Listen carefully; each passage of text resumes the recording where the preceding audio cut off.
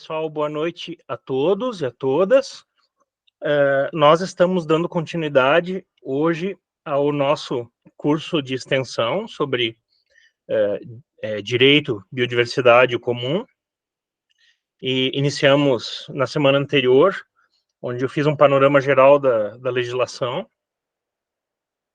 E hoje nós temos o professor Ayrton falando sobre a CDB. Tá?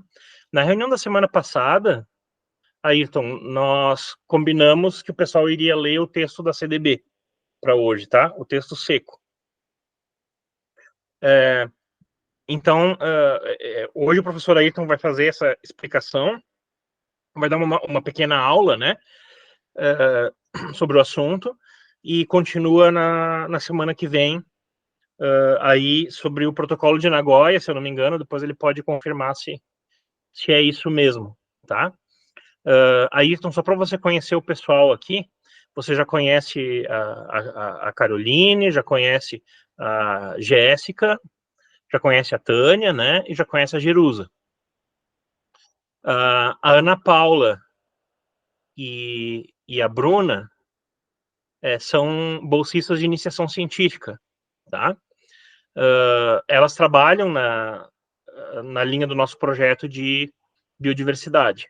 A Ana Paula está com a questão da biopirataria. A Bruna, nós ainda estamos delimitando, mas a gente está indo pela linha da propriedade intelectual.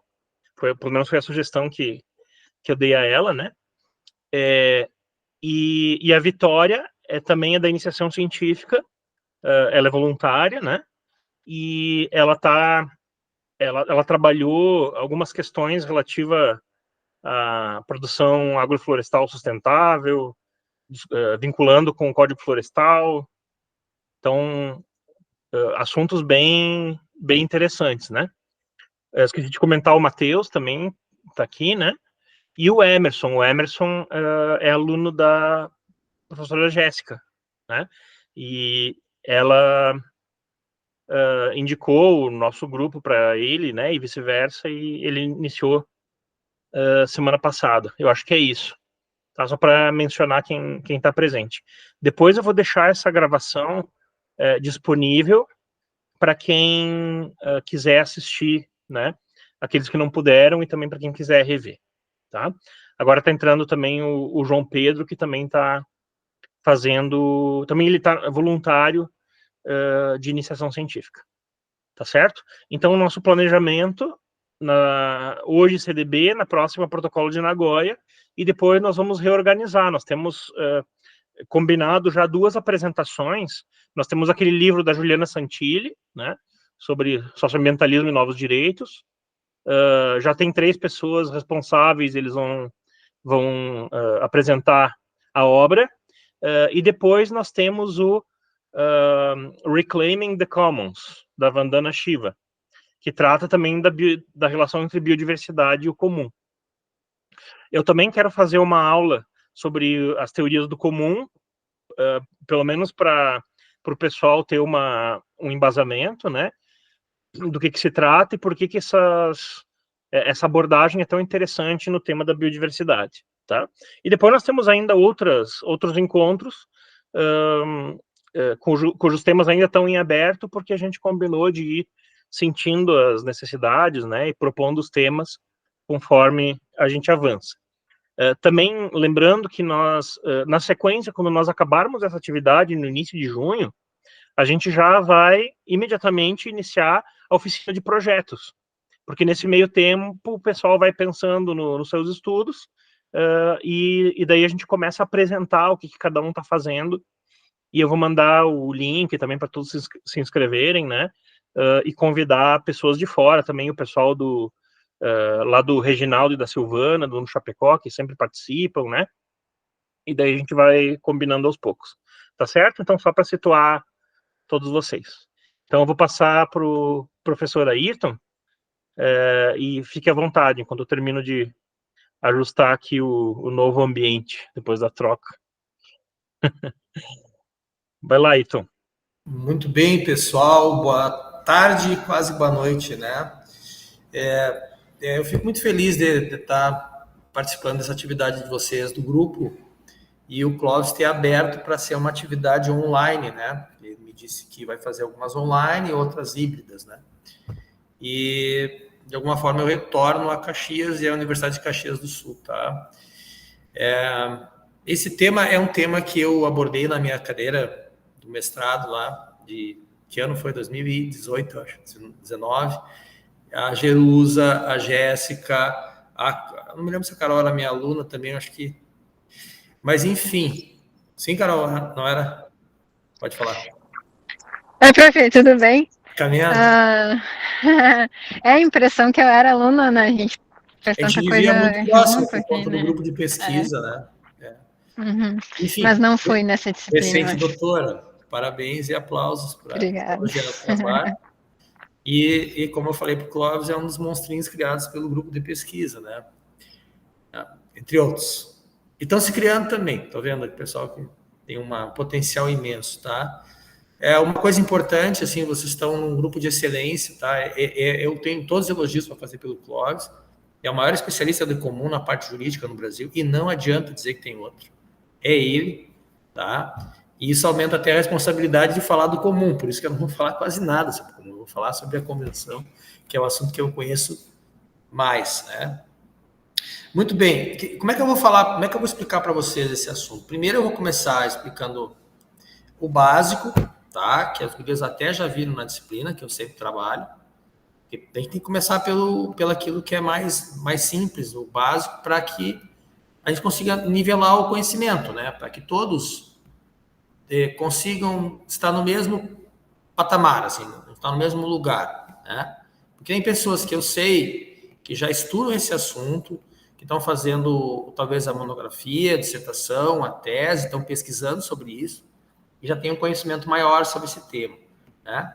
E tem outros colegas que estão começando a aprender, né? Estão começando a estudar. E pode ter alguém que está tendo a segunda aula do assunto, porque participou da primeira aula, que foi ministrada pelo Clóvis, e está tendo a segunda experiência de estudar esse tema. Então, eu me sinto uma obrigação de fazer essa introdução, né?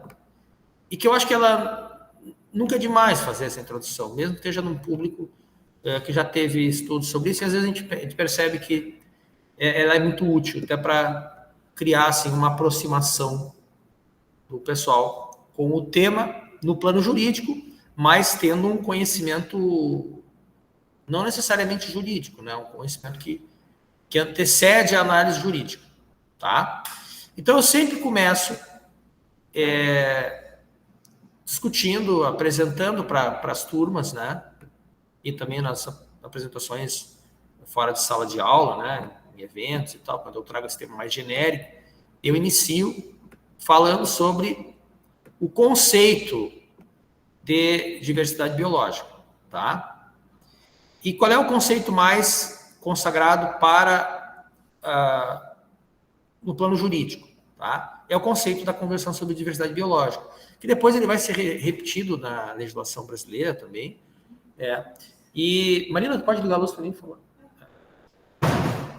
Mas, claro, se a gente for para a literatura, agora ficou muito forte a luz, se a gente for para a literatura de outras áreas, nós vamos encontrar outros conceitos de diversidade biológica, tá? Mas, assim, eu posso dizer para vocês com segurança, converge para esse conceito que está na tela para vocês, tá? Esse conceito ele é uma convergência, tá? E lembrando que a Convenção sobre Diversidade Biológica ela não foi criada por políticos, juristas, ponto. Tá? Ela teve uma forte influência do setor da ciência. Ela teve uma forte influência do setor das organizações não governamentais, né, internacionais e locais também, porque foi num evento aqui no Rio de Janeiro, no Brasil, mas ela teve uma antecedência de discussões que remonta aos anos 80, a convenção é de 92, mas anteriores às discussões.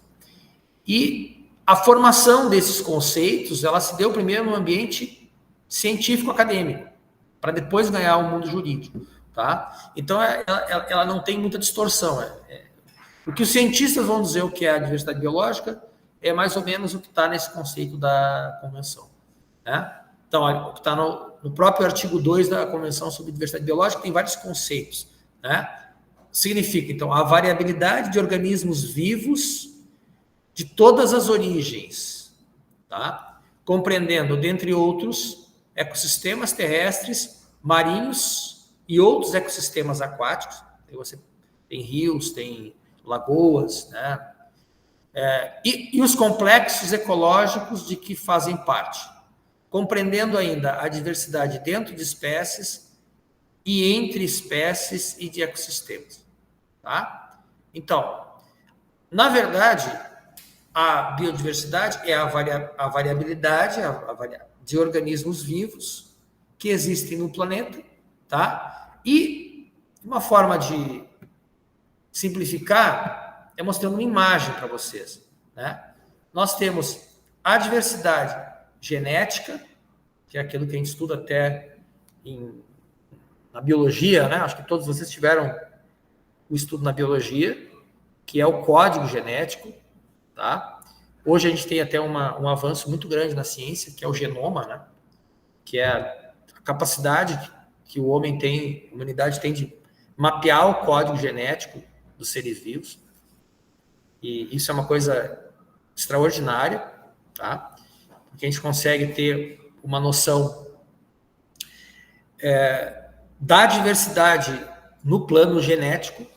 Vocês imaginem, a gente tem diversidade de espécies, imagine o que é uma diversidade no plano genético.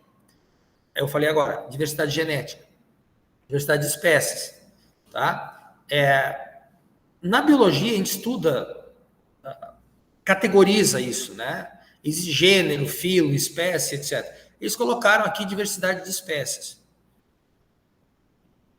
E o mundo é muito rico em espécies da diversidade de espécies, né?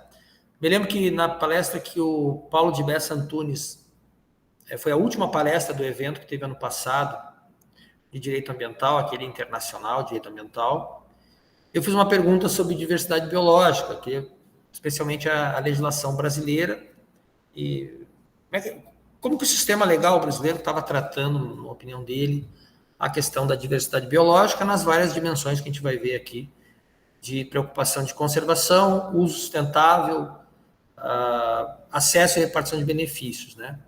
E eu recordo que ele começou falando sobre a dificuldade da gente definir a quantidade de espécies que existem no planeta, né? Então, porque são tantas espécies de seres vivos, a variabilidade de seres vivos é tão grande que a gente tem uma dificuldade de dizer, são 10 milhões, são 8 milhões, são 20 milhões, são 100 milhões. Tá? Na medida em que o ser humano vai catalogando isso e vai estudando essas espécies, a gente vai aumentando o número de espécies. Mas tem um caminho contrário, né? Que é a nossa pressão sobre os ecossistemas. Depois eu vou falar até de tudo aquilo que é responsável pela perda da biodiversidade. Nós temos dois caminhos. É o caminho da gente estudar a existência de uma série de espécies e o caminho dessas espécies desaparecerem, né?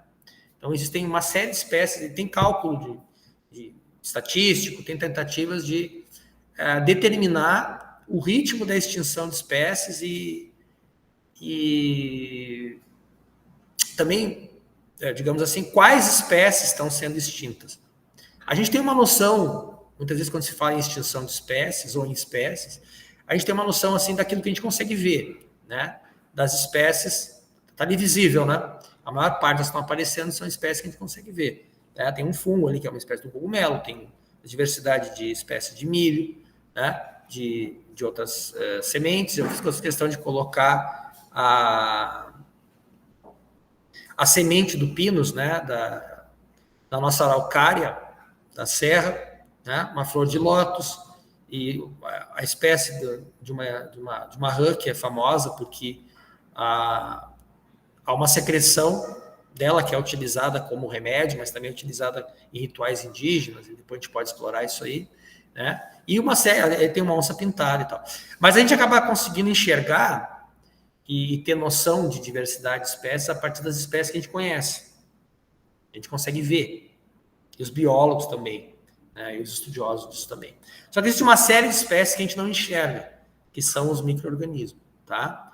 Então, são espécies importantes e elas estão na definição da Convenção de Diversidade Biológica, e inclusive elas estão no escopo da Convenção sobre Diversidade Biológica. Para vocês terem uma ideia, quando eu trabalhei na UFS com esse assunto, ali no escritório de transferência de tecnologia, até o envio de fungos para o exterior passa por um cuidado legal. Existe toda uma legislação, não só aquela legislação de biossegurança, né, porque o fungo pode gerar um problema, né, o fungo pode ser uma arma química, uma arma biológica, né, mas não é isso. A questão do fungo, do ponto de vista de patrimônio genético, patrimônio do Estado, né, patrimônio também pode estar vinculado a uma comunidade tradicional, um conhecimento tradicional associado.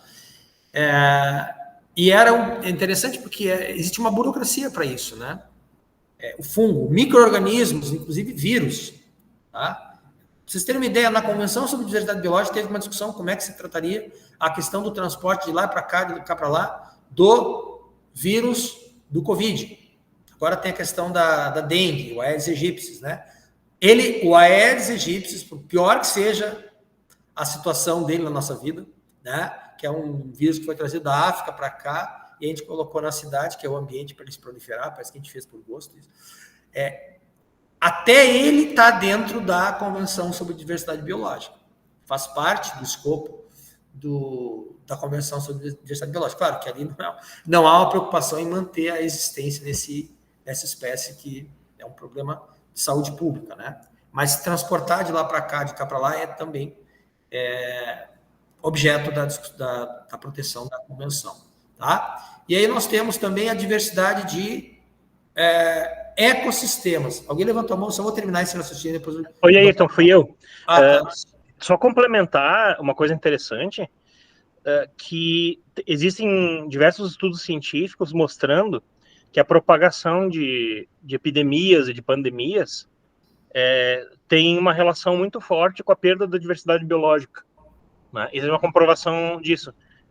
Nós temos tem um trabalho da Christiane Thier, né, que trabalhou essa questão da pandemia da Covid relacionando com a preservação ambiental, né, e analisando políticas públicas para mostrar que essas políticas não fazem o cruzamento de um tema com o outro, né, não tem essa visão holística, vamos chamar assim, né, mas é só para mostrar outro valor da biodiversidade também, tornar o ambiente resiliente e também impedir a propagação de doenças, né.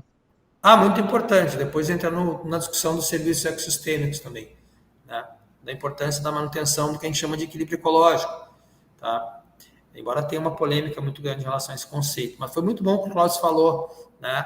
Porque essa diversidade de espécies, ela... Sim, Vitória, posso compartilhar com vocês depois não, achei que fosse meu slide, mas o trabalho acho que sim, o Cláudio pode... Ambas coisas, né? Ambas.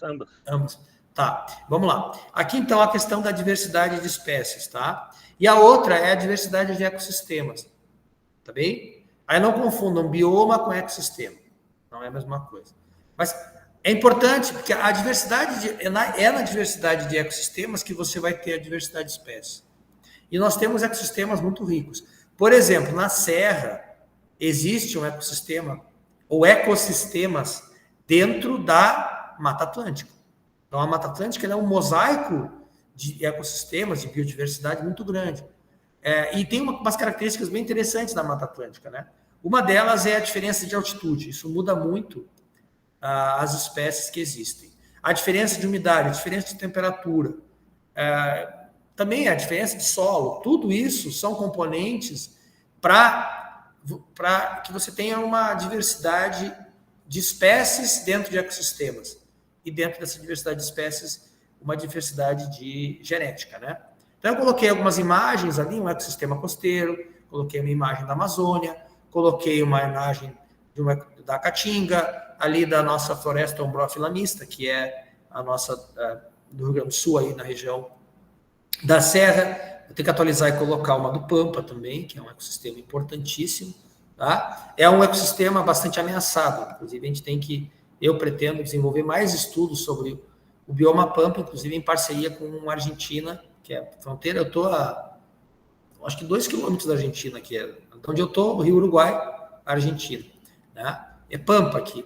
E bastante ameaçado o ecossistema do pampa, por conta da proliferação, do aumento da plantação de soja, tá? Que nós podemos plantar soja, ok, mas tem que ter um zoneamento, tem que ter uma definição mais clara de onde pode e onde não pode.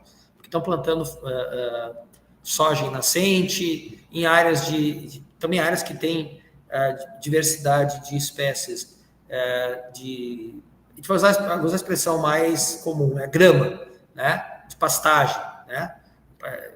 Então, essa diversidade de espécies, nós temos problema de introdução de espécie exótica antiga, que é o capim-anone, né, que cria um problema sério para o resto da diversidade de gramíneas, tá? E é muito rica a diversidade do pampa, também a diversidade de arbustos, árvores maiores e outras. Nós temos até diversidade de cactos, dependendo da região do pampa, uma região que tem mais pedra, uma região que tem ela é o ambiente onde se desenvolvem alguns cactos, inclusive espécies raras que só acontecem aqui no Pampa. Tá? Eu tenho um contato muito forte com Caçapava do Sul, e lá a Unipampa tem um campus, né, curso de geologia e outros cursos mais voltados para essa parte, a parte de gestão ambiental, geologia, engenharia de minas, se não me engano, mas também o pessoal da área da engenharia florestal e da biologia circula por ali, e eu já vi que tem vários estudos sobre espécies de cactos, etc., bastante raras, que só tem na região do Pampa aqui. Sem contar outras espécies também, espécies de ave. Da mesma forma, né, o ecossistema da Mata Atlântica é bastante ameaçado. Aliás, é o ecossistema mais degradado do ecossistema não, bioma, que ok, como a gente troca, né? O bioma mais degradado do Brasil, tá? É onde está a maior parte das cidades, onde tem a maior parte da nossa infraestrutura, que degrada e muito as nossas florestas e áreas verdes. Muito bem. Então, essa diversidade biológica, ela não é só essa coleção de componentes em vários níveis, tá? Então, não vamos ser tão cartesiano a ponto de dizer que é uma coleção de componentes em níveis, pronto, acabou. Aí tem um autor, o Thomas Michael Lewilson, né, que ele, no livro dele, ele coloca muito destaque para as interações e processos que existem nos ecossistemas. Tá? Tão importante quanto aos componentes e a maneira como eles estão organizados e como interagem. Tá? Por que o Lewilson é tão importante e esse conceito é importante? Porque é o conceito da ecologia.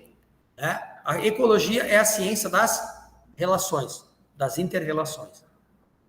Inclusive, tem até faculdade hoje de curso de ecologia, né? E existe o ecólogo, que é o profissional de ecologia. E o ecólogo não é um biólogo, o ecólogo é um ecólogo.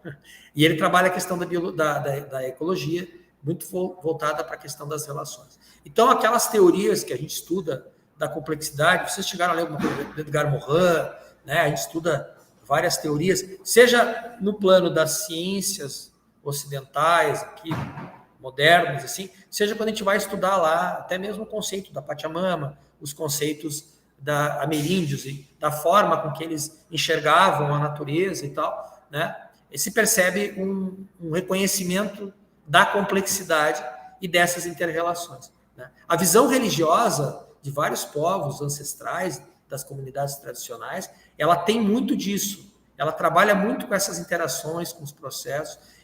Nós é que temos essa mania de ficar catalogando e separando as coisas, né? É uma visão muito mais integrada da questão ambiental, tá? Então, nós temos a diversidade biológica, que a gente usa o termo biodiversidade, até um termo que fica mais palatável, né? Mas o termo que originou é o termo de diversidade biológica, e é o termo do tratado, tá? E nós temos a biossociodiversidade, ou sociobiodiversidade também.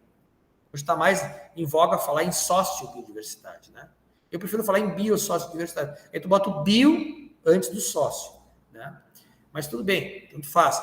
E esse conceito da biossociodiversidade, eu estou usando com vocês, não porque eu criei, né? É porque é um conceito que tem numa publicação, essa estratégia global da biodiversidade, que tem como instituições responsáveis, né, autoras, e a WRI, a IUCN e o PNUMA, né? O PNUMA é um órgão das Nações Unidas, o Programa das Nações Unidas para o Meio Ambiente.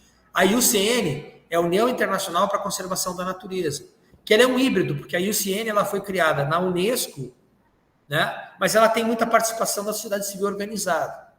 E eu digo para vocês, todo o material que vocês tiverem do PNUMA e da IUCN é muito bom. Não tem material ruim, tá? E eu quero estudar a Convenção sobre Diversidade Biológica, eu quero estudar biodiversidade. Eu digo, tudo bem, tu quer ir na fonte? Entre outros textos que você tem que estudar, Estratégia Global da Biodiversidade, tá? Tu pode até estudar o Aristóteles, que foi o primeiro a falar em espécies, de alguma forma ele catalogava espécies, né? Pode até estudar o Darwin, pode até estudar o próprio Eduardo Wilson, que cunhou o termo biodiversidade, e o grupo dele. Mas é interessante estudar esse aqui, Estratégia Global da Biodiversidade, que vocês vão ver depois que a estratégia global, ela está, digamos, ela está na nascente da Convenção sobre Diversidade Biológica, tá? A Convenção sobre Diversidade Biológica, ela se origina da Estratégia Global da Biodiversidade. E olha que interessante, antecedeu a CDB uma discussão muito entre o pessoal da área técnica, né? Os biólogos, o pessoal da ecologia, né? Até da filosofia, da deep ecology também. Mas nessas organizações, PNUMA, WRI e UCN, a WRI é uma ONG, propriamente dita, não tem nenhuma participação com vinculação à ONU, tá? Houve uma aproximação com organizações da sociedade civil que buscavam proteger não só o direito linkado à biodiversidade pela aquela visão mais preservacionista, né? Natureza intocada, ou de preservar as espécies e os ecossistemas, ponto. Mas sim numa visão de integrar a conservação da biodiversidade com a proteção jurídica e o respeito cultural com as comunidades tradicionais, indígenas e outras, né? Que são as responsáveis pela manutenção da biodiversidade em vários lugares e muitas vezes pelo enriquecimento dessa biodiversidade, tá? Se vocês lerem um livro, o nome do autor é Antônio Carlos Diegues, Etnoconservação, tá? Etnoconservação, esse livro. Antônio Carlos Diegues. Ele tem um capítulo, uma parte do livro, ele trabalha com a importância das populações tradicionais, locais, indígenas, para a diversidade de espécies de regiões como a Amazônia. Então, tem mosaico de espécies que são mapeados por eles, que mostram que essas populações que migraram, né, fizeram as suas migrações dentro do bioma amazônico, elas criaram uma diversidade ainda maior. E uma diversidade de espécies útil para o ser humano, tá? Bem interessante isso. Então, esse conceito de biosociodiversidade, alguns hoje falam em sociodiversidade, tem até na UFSM um programa de direito sociedade em rede, né? Que tem uma linha de pesquisa que é sociobiodiversidade, né? Mas o conceito é mesmo, só muda a maneira de dizer, tá? E o conceito da IUCN, PNUMA, WRI e outras na Estratégia Global da Biodiversidade a diversidade cultural humana também pode ser considerada parte da biodiversidade. Tal como a diversidade genética ou de espécies, alguns atributos das culturas humanas, como nomadismo, rotação de culturas, representam soluções aos problemas de sobrevivência em determinados ambientes.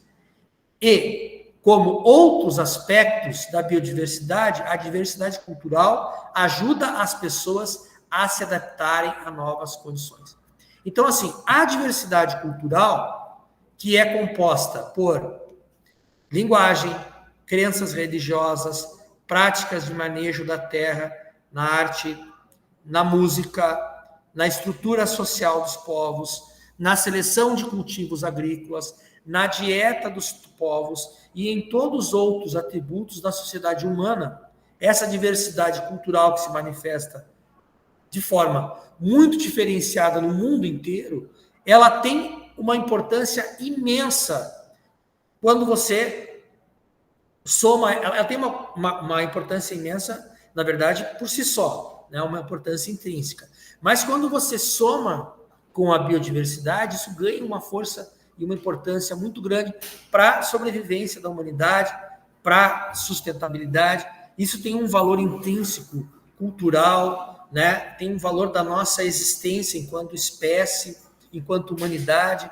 Né? A cultura, ela é algo que a gente não pode simplesmente esquecer, deixar para trás, né? Porque isso vai nos prejudicar do ponto de vista bastante pragmático, prático, mas também é parte da nossa existência, né? Da nossa composição enquanto sociedade, até mesmo enquanto indivíduo também. A gente carrega quanta coisa de cultural, mas eu falo muito mais no plano da coletividade. Então, vamos partir dessa premissa que a gente coloca a biodiversidade dentro do conceito de biodiversidade e a importância disso para a conservação e para as gerações futuras, tá? E, claro, depois a gente vai trabalhar a questão ética e os valores por trás da conservação da biodiversidade, né? Quais os motivos para conservar a biodiversidade? Essa parte aqui, ela é importante do ponto de vista da educação ambiental, né? O ideal é que todas as pessoas, ou o maior número de pessoas, tivessem conhecimento do que eu vou falar agora, né? Claro que eu não sou dono da verdade, mas o que eu vou falar já digamos assim, decorrência de muitos estudos, o pessoal foi, de alguma forma, afunilando e colocando aquilo que é mais relevante da importância para conservar a biodiversidade. A gente pode encontrar muito mais coisa aqui, né? Separei algumas coisas a partir desses estudos da Estratégia Global da Biodiversidade e outros. Ó, a biodiversidade tem motivos ecológicos pelos quais a gente tem que preservar. A maioria das pessoas vai parar por aqui, vai pensar que é isso aqui que a gente está preocupado, ponto. Fica por aqui, né? A biodiversidade é indispensável para manter processos de evolução do mundo vivo. Se a gente partir da premissa de que nós somos fruto da evolução de milhares, centenas de milhares, bilhões, milhões de anos, né, de evolução, a gente está num processo. O ser humano não é o último, não é o topo da cadeia, o topo da pirâmide, e não existe. Eu penso assim, claro que tem uma questão religiosa que eu posso estar indo contra, talvez, toda uma visão religiosa. Mas, ontologicamente, eu acho que não foi feito para o ser humano. Então, a biodiversidade, a natureza e etc. não foi feita para os humanos. Tá? Nós estamos aqui como os outros. E aí é interessante até a leitura dos livros do Ailton Krenak, né? Não sei se vocês já tiveram a leitura, né? A Natureza Não é a Última, uma coisa assim. E tem uns livrinhos pequenos dele, muito interessantes, e as palestras dele. Eu costumo usar, inclusive, na minha aula, primeira aula, uma fala dele sobre o antropoceno. Muito, muito genial o que o Krenak fala. Ele diz, olha, nós estamos vivendo um fragmento da história na verdade, um fragmento da história da humanidade é a nossa vida, e a humanidade é um fragmento da história da vida, e a vida é um fragmento da história da Terra. Né? Então, não sei, é uma certa prepotência humana achar que foi tudo direcionado para ele. Eu li uma vez um livro, mas faz muito tempo, eu não lembro nem o autor do livro, na área da ecologia e tal, de reflexões, e o autor, ele colocava assim, sob o ponto de vista de qualquer espécie, e ele provava ali, uma metáfora, né, e tal, uma brincadeira, de que qualquer espécie do mundo poderia dizer que o mundo foi feito para ele. Né? Até tipo, as bactérias, o mundo foi feito para mim, porque eu me alimento de quase tudo. Né? O ser humano morre, eu vou lá e me alimento dele. Ou a baleia poderia dizer, olha, fizeram um mar gigantesco só para mim viver. Várias espécies poderiam se considerar o centro do mundo. Mas, na verdade, a espécie que se considera o centro do mundo é o ser humano. Né? E eu acho que esse é um dos grandes erros que a gente tem, né? De se considerar tão único e tão... Nós somos únicos, né?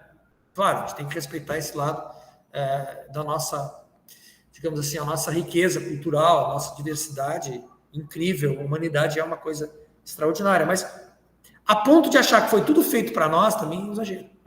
Tá? Nós somos algo complexo, extraordinário, incrível, mas, peraí, só um pouquinho.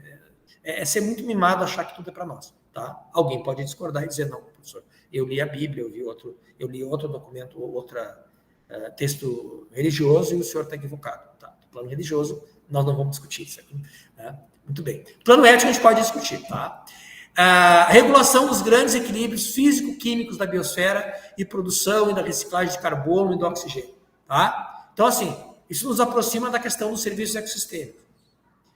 E que bom que deram esse conceito, né? Que aí o pessoal mais do business gosta, que é serviços, né? Como é que é? Serviços ambientais. Serviços, não sei a diferença de um para o outro, mas serviços ecossistêmicos. E aí você consegue colocar na conta econômica. Eu acho que é até positivo, o jeito que as coisas estão indo. A gente tem críticas, às vezes, mas melhores que nada. E claro que é uma visão muito, muito complexa e muito interessante da economia dos ecossistemas e da economia humana. Mas assim, ó, é fato, tá? A regulação do equilíbrio físico-químico da biosfera, do planeta, dessa capa que a gente vive, a reciclagem de oxigênio, de carbono, etc., ela depende muito da biodiversidade. A vida gera vida. O planeta ele só tem um certo equilíbrio na temperatura e na composição química da atmosfera, do solo, da água, etc., porque existe vida. Tá? Se vocês lerem aquele livro do James Lovelock, Gaia, né? Da hipótese Gaia, ou todos os outros que ele escreveu, você vai perceber que, na verdade, ele estudou, né? Ele é um cientista que foi estudar a vida em Marte e se deu conta que existe um ser vivo no planeta Terra. Ele disse que a Terra é um planeta vivo. Se não é um ser vivo da forma com que a gente pensa, comparando comigo, com vocês, né? Entidades individuais, assim, ela se comporta como um ser vivo. Né? A Terra ela mantém uma certa homeostase, temperatura, composição química basicamente a mesma, sem mudar muito. A gente está conseguindo fazer muita coisa, está conseguindo modificar muito. Mas nós temos uma época, um horizonte de tempo na nossa vida da humanidade que foi muito próspero por conta justamente das condições climáticas que propiciaram um certo equilíbrio, né, climático e que fizeram com que tanto a biodiversidade quanto os ecossistemas, etc., eles evoluíssem de tal forma e aquilo dava uma certa previsão para os seres humanos e tal, e a gente conseguiu estabelecer a agricultura e conseguiu criar uma série de inovações desse convívio com a natureza, alimento, remédio, etc., e conseguiu ter abrigo e tudo isso de forma que a gente conseguiu, como espécie, superar muitas barreiras e hoje a gente tem uma infraestrutura global absurda, né? Que a gente consegue, enfim, ter energia para estar aqui. Lá fora está 30 graus, aqui não está nem 20 graus, né? Eu consigo falar com vocês agora. Isso tem, no fundo, tudo isso é resultado das condições que o planeta nos oferece. E a gente esquece isso, né? E o Elon Musk quer ir para Marte, agora eu vou viajar bastante, e sendo que é muito melhor viver aqui. Tomara que ele vá para Marte e fique por lá, mas daí que ele entregue a herança dele para talvez alguma coisa que seja útil para a humanidade. Ou quem sabe para os filhos dele que façam alguma coisa útil. Né? Mas se ele quer ir, deixa que vá. Porque não tem como viver em Marte. A perspectiva é muito... Ele vai se frustrar, mas ele vai tentar. Né? Mas ele vai se frustrar, eu acho que é um erro, a gente está um foco muito errado nas coisas. Tá? Motivos ecológicos. Outro motivo ecológico contribui para a fertilidade do solo, proteção, influi para a regulação do ciclo de hidrogênio, né? Responsável pela absorção e decomposição de diversos poluentes orgânicos e minerais. Olha, eu tive a prova disso trabalhando na UX, junto do ISAM, Instituto de Saneamento Ambiental, e também trabalhando no Escritório de Transferência de Tecnologia. As patentes que a UX tem, utilizando um micro-organismo e usando seres vivos para despoluição. Bem, tem muita coisa bacana sendo feita a partir da biodiversidade local, nacional, etc. Tá? Motivos éticos. Eu estava falando dos motivos éticos junto com os ecológicos. Valores herdados por gerações na conservação do patrimônio natural para a sobrevivência da espécie humana.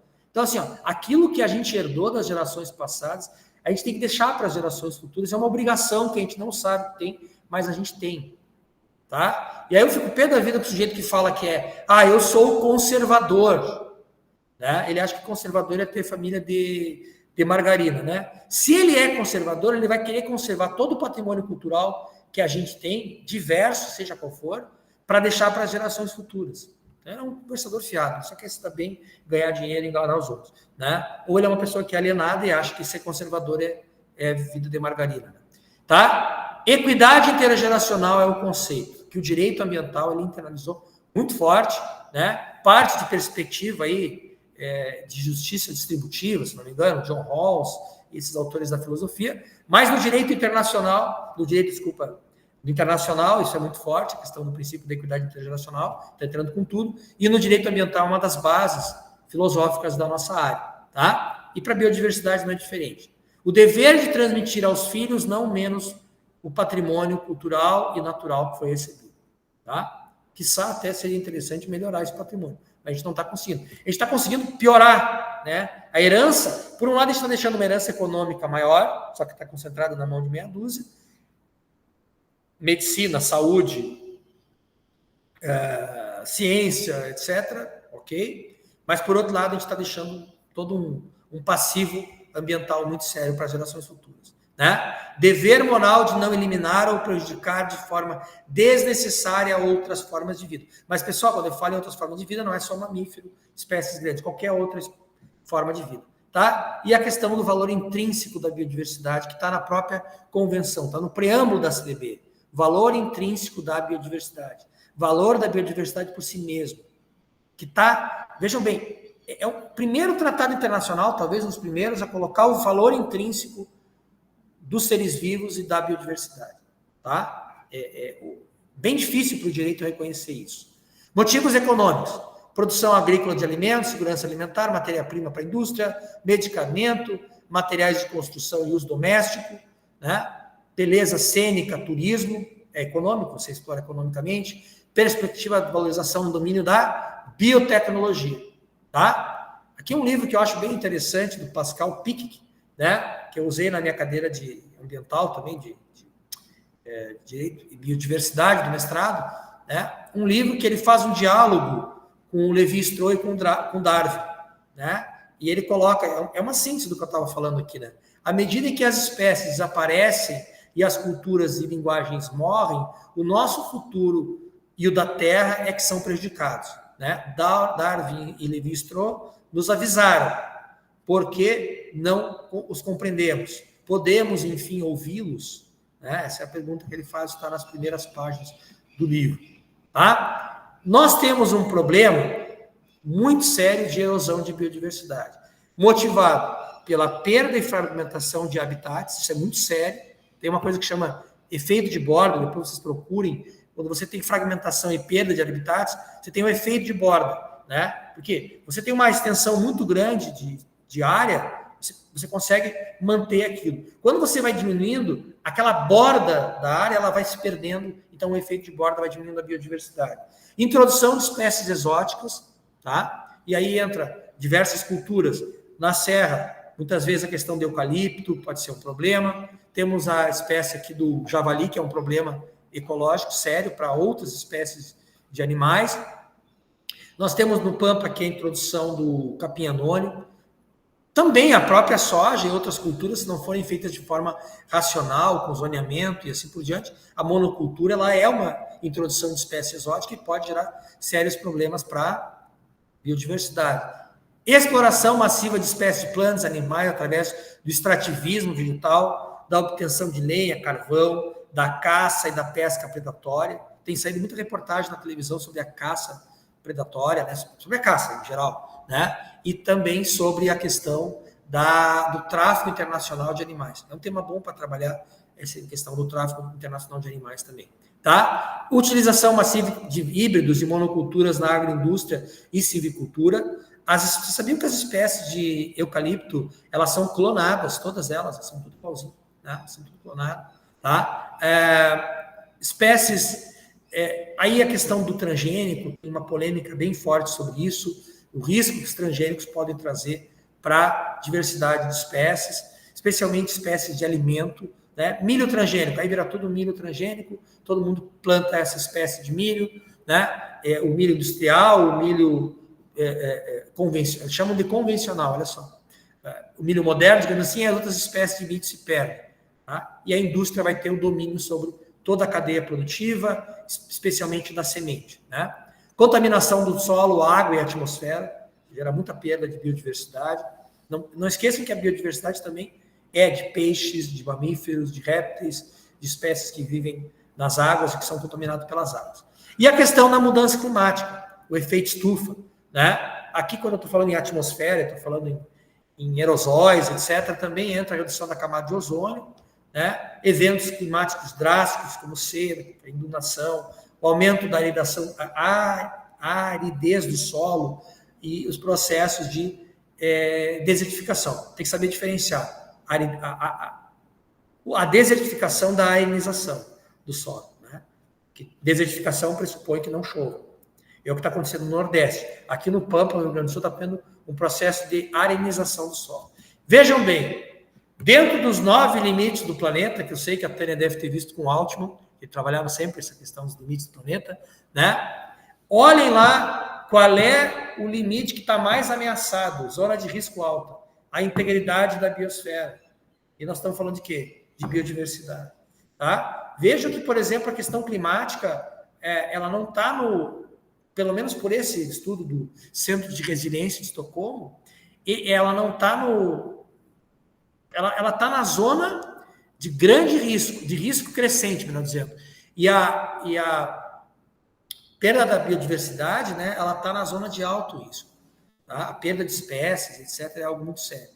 Temos um documentário... Ayrton, não defendendo o negacionismo, evidentemente, claro, né? Mas é muita na questão climática, as polêmicas são constantes, né? Agora, aqui no tema da biodiversidade, do ponto de vista científico, a gente dá uma surra, né, em qualquer tipo de negacionismo, porque é absolutamente incontestável a degradação da biodiversidade, é impossível de confrontar com qualquer argumento minimamente racional, né? As pesquisas sobre isso são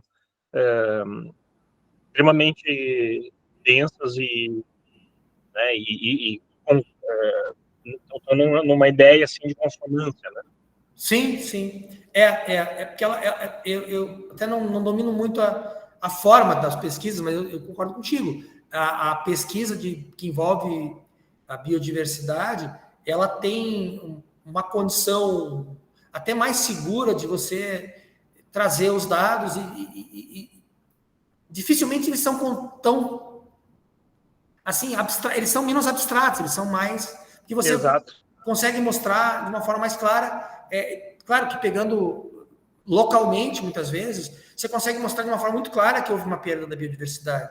Então, você tem metodologia para isso, né? E a questão das mudanças climáticas, elas têm uma complexidade muito maior, que faz com que parece que o negacionismo tem mais chance de atrapalhar, né? Embora também existe uma força muito grande do negacionismo a partir do dinheiro, né? Tem financiamento de pesquisa negacionista até hoje e muito forte para contestar e toda uma indústria de como é que é?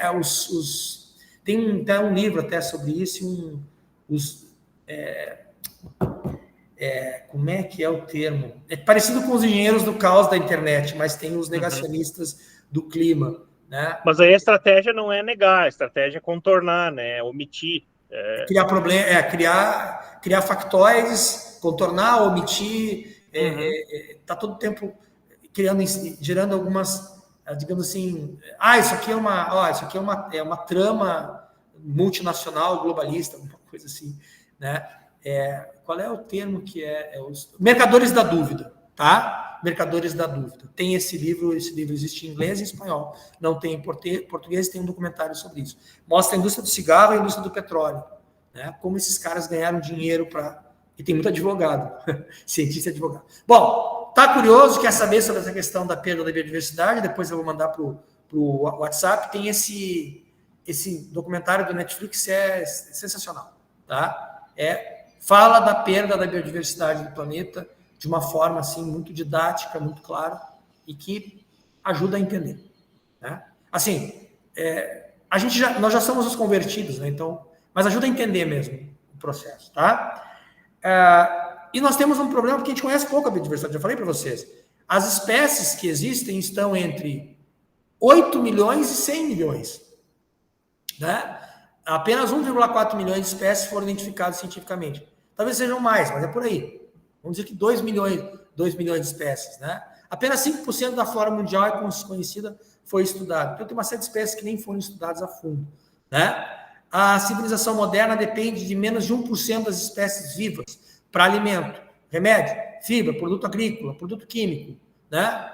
O que a gente come? Arroz, feijão, batata, milho, tudo industrializado e commodity, né? Produz muita soja. Agora se come carne de soja. Né? 85% do alimento produzido no mundo provém de apenas 20 tipos de plantas. Isso é dados da FAO. Né? Dependemos basicamente de 4 carboidratos, como eu falei, né? Milho, trigo, arroz e batata. Claro, basicamente no sentido... A gente tem muita variedade de coisas que a gente come, mas o que está no comércio é isso aí, mais isso. Né? Os medicamentos tradicionais constituem a base do atendimento médico primário em 80% da população em países em desenvolvimento, para mais de 3 bilhões de pessoas. Né? E nós podemos pegar como exemplo aqui a questão da medicina chinesa. A medicina chinesa é riquíssima em remédios da biodiversidade deles e conhecimento tradicional. Tá? E tem política pública para isso. É um país que valoriza muito a medicina tradicional. Tá? 5.100 espécies utilizadas na medicina chinesa é um dos livros que eu peguei para trazer. Talvez tenha até mais, mas catalogado é isso. E nós vivemos um outro fenômeno junto com tudo isso, que é o que o Jeremy Rifkin chamou de século da biotecnologia. É um século em que aquela diversidade genética ganha uma força imensa no mundo e se torna uma nova forma de produzir sentido para a vida. Tá? Eu vou explicar por que para vocês. Desde a Idade do Fogo, a gente trabalha com processos industriais que a gente molda e aquece as coisas. Basicamente isso. Tá? Pode olhar. Tudo que vocês têm em casa foi cortado, moldado ou aquecido.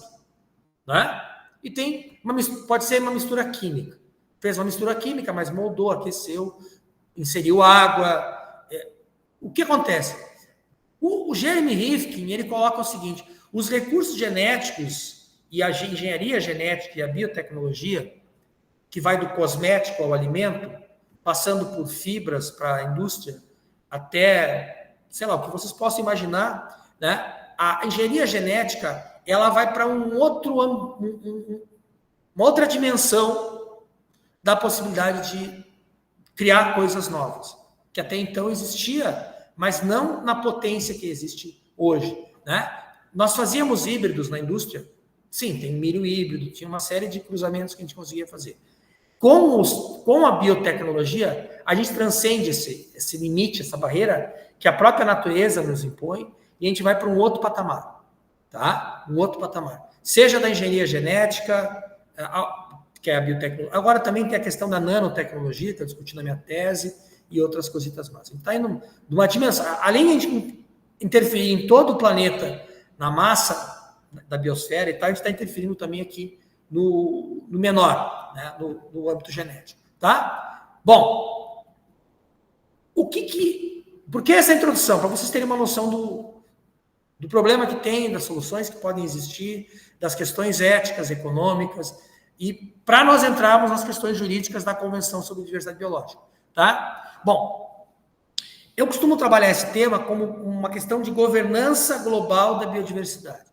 O direito está aí inserido nesse contexto, tá? De uma governança global da biodiversidade, que depende necessariamente, ela é dependente de instrumentos de cooperação internacional, tá? Sem instrumentos de cooperação internacional, você não tem uma governança global da biodiversidade. É necessária uma ação conjunta entre o Norte e o Sul na conservação da biodiversidade, com reflexos na gestão local. E aí uma coisa que me chama muita atenção é quando a gente trabalha com direito ambiental, local, nos conselhos municipais de meio ambiente, nos órgãos locais, etc., se fala muito pouco em biodiversidade. Né? Não se fala tanto em biodiversidade como deveria se falar. Tá? E não se conhece a questão da biodiversidade. Porque a biodiversidade ela é objeto de tudo. né? Vai fazer um estudo de impacto ambiental, um licenciamento ambiental, tem que levar em consideração a biodiversidade. Vai fazer um zoneamento, seja urbano, rural, né? Tem que discutir a questão da biodiversidade, a questão dos recursos hídricos. Tudo isso, de alguma forma, tem um cruzamento com essa questão da biodiversidade. Mas eu estou falando em termos globais, só que os arranjos globais de governança, eles vão impactar na forma, ou deveriam impactar na forma que a gente lida com a questão da biodiversidade globalmente. E aqui, uma questão interessante, né? Será que existe uma geopolítica da biodiversidade? Se ela existe, a partir de que elementos que a gente pode trabalhar? Porque geopolítica é uma coisa que trabalha muito com a questão do conflito, né? Eu falei em governança, mas para falar em governança a gente tem que trabalhar com a ideia geopolítica, né? Porque hoje, pessoal, por mais que a gente queira cooperação internacional para o meio ambiente, eu vou trazer um exemplo aqui, o que importa, por exemplo, na questão energética e mudança climática, também tem que existir cooperação global, concordam? Né? Agora, o que é mais importante para os estados hoje? Segurança energética, ponto. Né? Vamos pensar em termos de biodiversidade e tal. O que vai ser mais importante para os estados? Para muitos aí. Segurança alimentar. Claro, que você pode ter uma visão de segurança energética inteligente, que leva em consideração energias renováveis, o risco da mudança climática, etc., ou uma burra, que é curto prazo. Da mesma forma, você pode pensar biodiversidade, uma segurança energética, uma segurança alimentar de curto prazo, que pensa em produzir a qualquer custo alimento e muitas vezes coisas que nem serão para alimento. Dá para pensar na questão da soja, ela é alimento em parte e ela é biocombustível. Só que você está degradando toda a biodiversidade e está perdendo a oportunidade de gerar energia também com outras fontes energéticas, né? Bueno, nessa questão da geopolítica da biodiversidade, um evento é extremamente importante, tá? A Conferência das Nações Unidas para o Meio Ambiente e Desenvolvimento, ok? Professor, por que o senhor não falou de Estocolmo primeiro, que geralmente falo? Porque em Estocolmo não existia esse cenário geopolítico da biodiversidade. Era algo anterior a esse cenário. A questão da biodiversidade, ela surge com grande força nos anos 80, e na dimensão que a gente vai trabalhar nos anos 80, tá? Anterior à Conferência do Rio, que é de 1992, se discutiu a possibilidade de uma conferência, de uma convenção internacional que tratasse da questão da biodiversidade. E aí existia uma discussão, como é que ela vai ser? Vai ser vocacionada para conservação? Né? Inicialmente, sim. Só conservação. Inicialmente, a preocupação era conservar a biodiversidade. Então, era estabelecer áreas protegidas. Basicamente isso. Incentivar a pesquisa, monitoramento das espécies, proteger áreas importantes para a manutenção de espécies raras, para a proteção da biodiversidade no sentido amplo e tal. Então, é aquele conceito que a gente já conhece, de unidades de conservação, de áreas úmidas protegidas, né? No mar também tem a possibilidade de proteção de ilhas, né? De áreas que são isoladas, que têm espécies endêmicas, enfim, aquilo que os ecólogos e os biólogos sempre trabalharam, conservação das espécies. O que acontece? Antes da Convenção sobre Diversidade Biológica, isso era muito mais no ambiente acadêmico, científico, e ganhou corpo no ambiente político. E o que aconteceu quando ganhou corpo no ambiente político? Houve uma pressão muito forte do sul global. Por isso que eu apresentei para vocês essa imagenzinha aqui. Depois eu vou voltar, tá? Uma pressão muito forte do sul global. Por quê? Porque o norte estava querendo conservar a biodiversidade a custo do quê? Então, nós do sul, que temos a maior parte das áreas verdes e florestas conservadas, etc., nós vamos ter que parar, proteger essas áreas, só que isso tem um custo, tá? Tem o custo de não utilizar essa área, por exemplo, para agricultura, para mineração, etc., tá? Mas também tem o custo de proteger. Não pensem, pessoal, que estabelecer uma unidade de conservação, uma área protegida, é de graça. Tem um custo, tá? No Brasil, por exemplo, para estabelecer uma área de proteção, unidade de proteção integral, tu tem que desapropriar a área. A maior parte dessas unidades de conservação tem que desapropriar. Isso tem um custo da desapropriação. Depois você tem o custo do manejo dessa área, da proteção dessa área, do cercamento dessa área, das pessoas que vão trabalhar nessa área. Entendem? É um custo bastante alto. E aí o Sul seria, então, o responsável. Como é que faria? Teria uma troca de recursos de lá para cá e tal? Ok. Aí já foi um problema, né? Então, o Norte, mais uma vez, o Norte vai ditar as regras para o Sul. Os países do Sul, liderados pelo Brasil, os chamados megadiversos, entenderam o seguinte, olha, nós temos que colocar mais coisa aí. Tem que ser uma convenção para uso sustentável da biodiversidade também, porque nós utilizamos a nossa biodiversidade como a principal fonte de recursos. O nosso PIB, ele é muito mais biodiversidade do que outras coisas. Talvez entre extração mineral e tal, mas nós não temos a tecnologia que vocês têm no Norte rico. Nós temos natureza, nós temos biodiversidade, nós temos floresta, nós temos agricultura, etc. E aí, bom, entrou o uso sustentável, né? E até por um processo interessante. Nós não vamos se desenvolver como vocês que degradaram o meio ambiente na Europa, nos Estados Unidos e no leste europeu e no resto do mundo também, seguir esse modelo. A gente vai fazer um modelo de uso sustentável, tá? Bom, não parou por aí, porque lembrei para vocês, né, do século da biotecnologia, e aí eu mostro de novo a questão da geopolítica da biodiversidade. Onde é que está o dinheiro? No Norte. Onde é que está o desenvolvimento científico e tecnológico? No Norte. Onde é que está a biodiversidade? Não toda ela, mas a maior parte. No Sul, nos países megadiversos. Onde é que estão os conhecimentos tradicionais relativos às espécies que podem ser úteis para a indústria farmacêutica, etc. Estão no Sul. Então, entrou um novo objetivo, que é a repartição justa e equitativa dos benefícios derivados da utilização dos recursos genéticos. Tá? Então, vocês estão entendendo, né? Uma convenção que era só para conservação, porque era uma coisa de biólogo, que era uma coisa de gente da política ambiental, ali, de ecology e tal, foi para a utilização sustentável, porque os países do Sul forçaram isso.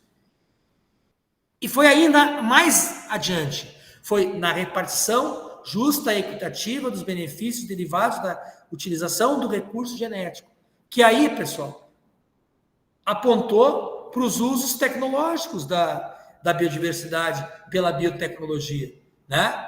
Aquela situação em que uma empresa multinacional estuda uma espécie numa área de mega diversidade de um país como o Brasil, pega essa espécie fisicamente, pesquisa ela, leva para um outro país e naquele outro país desenvolve um fármaco, desenvolve um produto e depois vende de novo para nós sem repartir nenhum benefício com aquele que é o detentor, digamos assim, de um conhecimento que foi útil até.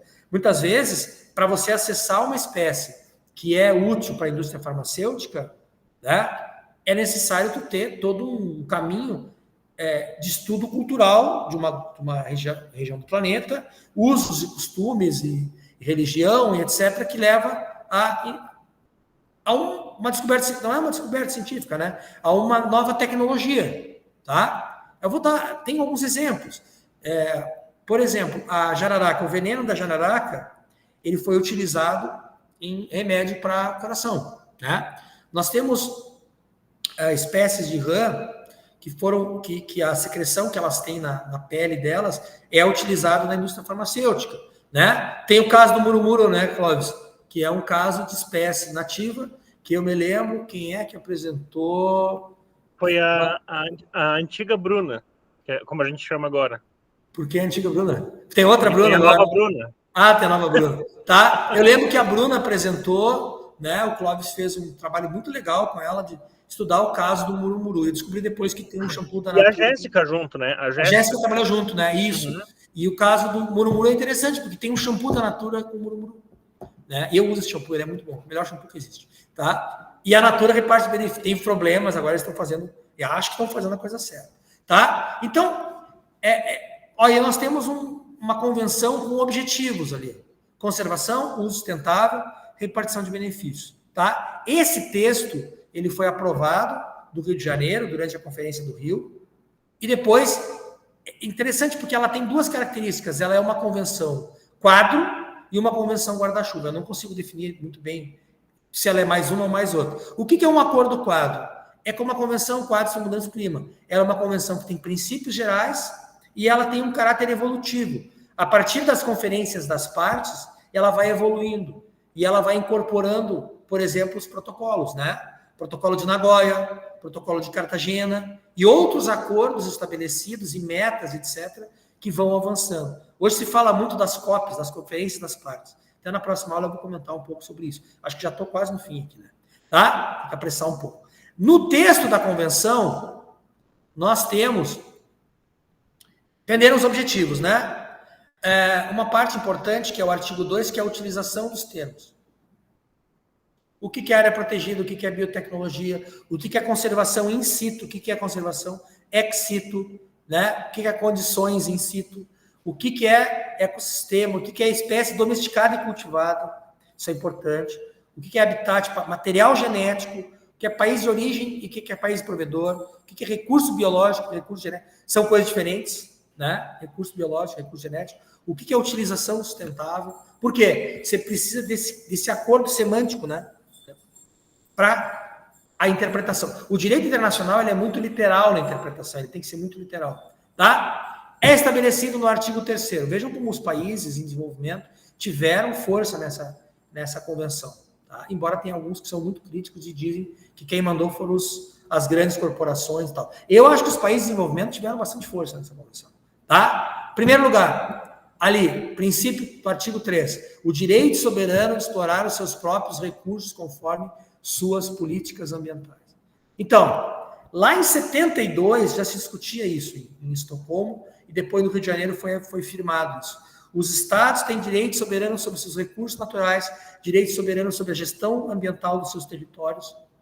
Ponto. Esse direito soberano dá o direito de fazer o que bem entende? Não, porque há uma responsabilidade de assegurar que a atividade sob a jurisdição nacional, controle daquele estado, não causem dano ao meio ambiente e outros estados ou de áreas além dos limites de sua jurisdição nacional. Então, por um lado, há um direito soberano, por outro, há uma responsabilidade de não causar dano além do seu território, e além da sua jurisdição. Tá? Qual é a jurisdição, qual é o tamanho da jurisdição da Convenção sobre Diversidade Biológica? É dentro do território nacional dos estados. Então, ela vai até zona econômica exclusiva no mar, né? As 200 milhas marítimas ou a plataforma continental, né? Aí vocês estudem lá, tem o Leonardo que trabalha com isso, direito do mar, né? Porque além dessa área, é um outro regime para a biodiversidade, que eu nem ouço falar aqui, que eu conheço muito pouco. Mas o regime da Convenção sobre Diversidade Biológica é isso, é dentro do território estatal do Estado, tá? Também, a genética, o patrimônio genético ou a nossa genética humana não entra na Convenção sobre Diversidade Biológica, tá? Não está tão claro na Convenção, mas a gente sabe que o genoma humano não é objeto da Convenção sobre Diversidade Biológica. O genoma humano a gente estuda por outros tratados internacionais vinculados à Unesco e também...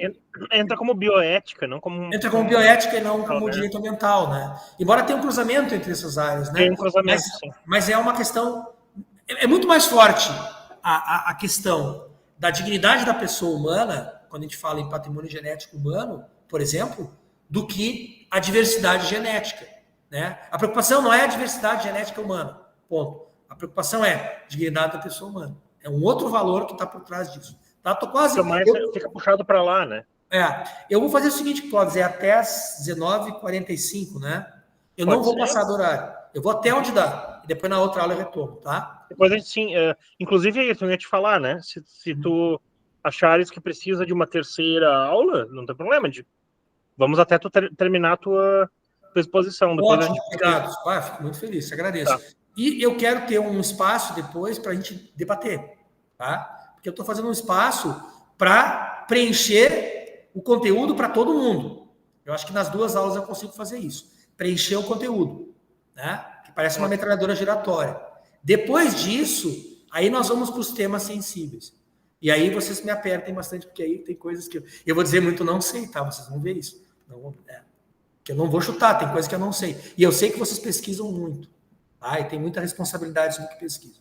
A questão da cooperação, tá? Vejam bem, os estados são soberanos sobre seus... Vocês vão ver que depois tem um impacto isso na implementação da convenção. Os estados são soberanos sobre a sua biodiversidade. Então, não tem uma ingerência do estado externo sobre o nosso território, né? Mas a gente tem uma obrigação e responsabilidade. E a cooperação internacional para a conservação e utilização sustentável da diversidade biológica. Esse é um princípio da convenção de cooperação. E aí entra algo que eu acho muito importante, que venceu a tese da preocupação comum da humanidade e não do patrimônio comum da humanidade. Porque venceu a tese do uso sustentável e a tese da soberania. Se vencesse a tese do patrimônio comum da humanidade, a biodiversidade seria de livre acesso para todos, para fazer pesquisa, para desenvolvimento tecnológico, para tudo. Por que eu digo que venceu a tese da soberania e do desenvolvimento sustentável? Porque venceu a tese de que os estados são soberanos sobre os recursos do seu território e têm o direito de se desenvolver, tá? E é uma coisa legal de estudar no direito internacional, a gente estudar o princípio do direito ao desenvolvimento. Depois a gente vai encontrar com a questão ambiental, e aí entra a ideia de desenvolvimento sustentável, que não é nenhum milagre da natureza e tal, na verdade é um termo bastante elástico, bastante usado por qualquer um, pode usar para qualquer forma de expressar e de aplicar, né, ao termo sustentabilidade. Inclusive tem um texto do Leonardo Boff que é muito legal, que é sustentabilidade como adjetivo e como substantivo, né? Ele faz uma crítica de se você só colocar que é sustentável alguma coisa, mas essa ideia do desenvolvimento sustentável é um novo paradigma das relações internacionais, do direito internacional. E vamos voltar para soberania. Os estados são soberanos dos seus recursos, eles têm responsabilidades além do seu território, né? Mas eles devem atuar no espírito de cooperação, porque há uma preocupação comum da humanidade. Por que é diferente da ideia de patrimônio comum da humanidade? Porque patrimônio comum da humanidade tem acesso livre ao recurso, tá? Depois até, quando vocês estudam direito do mar e outras questões também, né, existe a teoria do patrimônio comum da humanidade, né, gurias? Acho que vocês estudam, até com o Leonardo, acho que vocês estudam isso. Até dá para estudar isso no comum também, né? Que são, digamos assim, as 5 dimensões ou requisitos do patrimônio comum da humanidade. Eu não vou entrar em todos eles, mas eu vou falar de um deles, que é o livre acesso, né? Ele tem que ser utilizado para o bem da humanidade e para fins pacíficos, ele tem que ser deixado para as gerações futuras, né? Tem uma série de questões aí, mas uma delas seria acesso livre, tá? Antes da Convenção sobre Diversidade Biológica, qual era a defesa que existia dos países do norte, ricos em tecnologia e biotecnologia? Que a diversidade genética e biológica, quando utilizada pela ciência, fosse patrimônio comum da humanidade. Que absurdo você utilizar essas espécies para a ciência, você precisa pedir autorização de um governo, etc. Isso vai impedir o desenvolvimento da ciência? Não. Olha, se a gente criar um sistema de governança e gestão, isso pode criar alguns entraves, né? Mas a gente tem que aprender a conviver com isso, porque me parece que é importante reconhecer o valor da biodiversidade para os países, os estados aonde ela está. Porque isso é um ativo nas relações internacionais. Entendem? A gente está falando de uma questão geopolítica. Tem um livro, que até eu comentei com o Clóvis, qual é que seria o livro, né? Para indicar. Geopolítica da Biodiversidade, Said Talbag. Depois eu mando para vocês. Foi uma tese, acho que de doutorado, e ele está publicado pelo IBAMA. É sensacional o livro, ele é muito bom. Ele explica toda a geopolítica. E a geopolítica da biodiversidade é isso, nós temos um ativo poderosíssimo que é a biodiversidade. Vocês não viram o Macron visitando Lula e tal, né? Não esqueçam que a França também tem floresta amazônica, né? E aí o Macron... Será que ele quer, né? O Macron não veio só tirar fotos que parecem buquê de casamento, né? Isso aí. Ele dá com uma mãe e tira com a outra, né? Mas ali é tipo num soft power da França. Eles estão perdendo... A França está perdendo muito espaço na África, né, Clóvis? E a Rússia está se aproximando muito, a China também. E eles têm a França ela é colonizadora, né? Ela mantém uma relação colonial com muitos países africanos ali. Até hoje, né? A forma de estabelecer o comércio internacional, dei uma estudada dos países daquela região da África dominados pela França, historicamente, continua, não da mesma forma como era, mas eles continuam pagando pedágio para a França. Por isso dessas revoltas, né? Eles dominam a burguesia, dominam o poder local para conseguir extrair muito de lá, trocando favores, né? Vou seguir mais um pouquinho aqui, que tem pouco tempo. Bom, além dessa questão principiológica da soberania, da cooperação, lembrando que os tratados ambientais, a maior parte são tratados de cooperação. Eles precisam de cooperação. Por isso que não funciona a maior parte. Porque a cooperação é muito difícil no mundo de hoje. Ainda mais agora que você tem um mundo multipolar em que há zonas de tensão muito fortes, né? E regiões do mundo com conflito armado, parece que isso exacerba a dificuldade de você conseguir consenso. Tá? Sim. Essa questão, só para pontuar, Ayrton, essa questão do livre acesso e do patrimônio comum da humanidade, né? Como a gente colocou nesse cursinho, né? A questão do direito de biodiversidade. Na perspectiva do comum, depois que a gente trabalhar um pouco a questão do comum, a gente pode voltar nessa questão da CDB e fazer a discussão, né? A gente pode refletir, porque, por exemplo, a Vandana Shiva em relação às sementes, a Vandana Shiva é contra tanto a soberania dos estados sobre os recursos genéticos, quanto a possibilidade de patenteamento. E ela diz que a soberania é dos povos, se não me engano é isso, faz muito tempo que eu li a Vandana Shiva.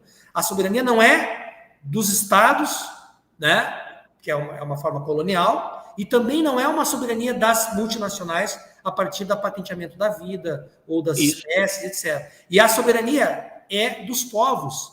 E como é que se exerce isso? Com livre trocas, né, com um sistema de escambo. E eles estabeleceram na Índia isso muito forte, um sistema de trocas entre as comunidades, que, na verdade, nada mais é do que o que se fez. Né? O que a gente está fazendo hoje com a Convenção sobre Diversidade Biológica é, de alguma forma, conflitando com o sistema ancestral. Tá? Mas, claro, o tratado internacional mais perigoso para isso não é a Convenção. Ela, de certa forma, protege. Depois a gente vai para o Protocolo de Nagoya também. Mas a partir de uma mediação do Estado. Né? Clóvis, aí mexe com a questão do comum. Porque tu sai da coisa mais regionalizada, mais localizada, para um macro. E aí, por que eu falei? Os estados do Sul, eles conseguiram muita coisa na Convenção. Eu não falei que os povos conseguiram. Eu não falei que os indígenas conseguiram. Eu não falei que as comunidades tradicionais conseguiram. Entenderam? Eu falei que os estados do Sul, nos seus interesses geopolíticos, eles conseguiram. Né? Porque os povos, as comunidades, são bastante insatisfeitos com os resultados dessas coisas. Tá? Medidas gerais para conservação e utilização sustentável, é o artigo 6º. Lembrem, pessoal, que essa convenção também trabalha com áreas protegidas, ela também trabalha com a utilização sustentável da biodiversidade, ela trabalha com a questão, por exemplo, atividades de infraestrutura e atividades que vão gerar grande impacto ambiental. Qual é o impacto que vai ter sobre a biodiversidade? Depois, identificação e monitoramento. O mundo tem que financiar isso. Tem que ter cooperação internacional para identificar e monitorar as espécies, local e globalmente. Aí, então, só um link com a aula passada, e eu até quero ver tua opinião e até reafirmar isso para o pessoal, né? Vejam, a legislação brasileira, ao contrário de, por exemplo, da 13.123, a Lei de Unidade de Conservação, né, a 9985, e o Código Florestal, eles não decorrem da CDB, são legislações que surgem, digamos assim, de maneira independente dessa discussão, mas tem tudo a ver, ou seja, toca no objeto da CDB na medida em que por exemplo, um dos motivos para proteger a vegetação nativa, né, é justamente a proteção e o uso sustentável da biodiversidade, né? Então, não são legislações que decorrem da CDB, mas que estão no mesmo guarda-chuva, assim, no mesmo assunto, né? E tu sabe que isso é um ponto interessante, né? Quando a gente vai para a lei que você falou, 9985, e vai para, no início dela, ali, quando tem regulamenta o artigo tal, coloca o quê? Que regulamenta a Constituição Federal. Concordo contigo. Isso. Assim como o Código Florestal, a Lei de Proteção da Flora, desculpa, da mesma forma, né? Só que elas são utilizadas como implementação nacional. Então, quando o Brasil fizer o relatório para a Convenção sobre Diversidade Biológica, ele vai colocar como forma de implementação nacional. Né? Exatamente. Os próprios conceitos, por exemplo, os conceitos que dizem respeito à conservação, diversidade biológica, etc., são os conceitos da própria CDB. Eles acabam se apropriando. Quando você tem um artigo, né? Também o artigo 2. Os conceitos são iguais, eles se apropriam. Diferentemente até engraçado, porque a 13.123, a gente vai estudar depois, a 13.123 ela é para cumprir as obrigações com a Convenção sobre Diversidade Biológica em relação a essas questões de diversidade genética e justa e equitativa repartição de benefícios, só que os conceitos da 1323 são diferentes do conceito da Convenção sobre Diversidade Biológica. Então dá pano para manga isso aí. Mas é interessante, porque na implementação nacional, quando essa convenção, que é de 2002, ela for, digamos assim, a lei, né, ela foi implementada e logo em seguida, nos relatórios que o Brasil fez para a Convenção sobre Diversidade Biológica, ela disse, olha, isso aqui é forma de implementação da conservação in situ, né? E claro, tem, até teria que ver a exposição de motivos da lei, ela tem um vínculo, mas ela não, eu não me lembro como é que chama ali o preâmbulo da lei, né? No preâmbulo da lei, ela não está explícito, isso eu concordo contigo, não está explícito. Sim. Mas pelo tema está vinculado, quer dizer... Mas está vinculado. Né? Quer dizer, são leis que não decorrem da CDB. Ao contrário da 13.123, que sim decorre, diretamente decorrente. Assim como também o decreto lá, que eu não lembro o número, da Política Nacional de Biodiversidade, várias outras leis que a gente citou ali, que decorrem da CDB. O Código Florestal e a Lei das Unidades de Conservação não decorrem da CDB, mas pelo tema, elas se interligam. Sim. Né? Se a gente der uma olhada no preâmbulo, aparece, inclusive, ali artigo 16 da Convenção sobre Diversidade Biológica, da 13.123. Está muito claro. Isso é importante. Isso. Então, essa Convenção sobre Diversidade Biológica, ela prevê uma implementação nacional. E é ali que a gente vai perceber essa vinculação. Né? Na questão das unidades de conservação, é o que a gente chama de conservação in situ, né? Que é você conservar as espécies no local delas. Sem condições de explicar mais, que não tem muito tempo, é isso. Bom, eu vou falar só mais um pouquinho e já termino, tá?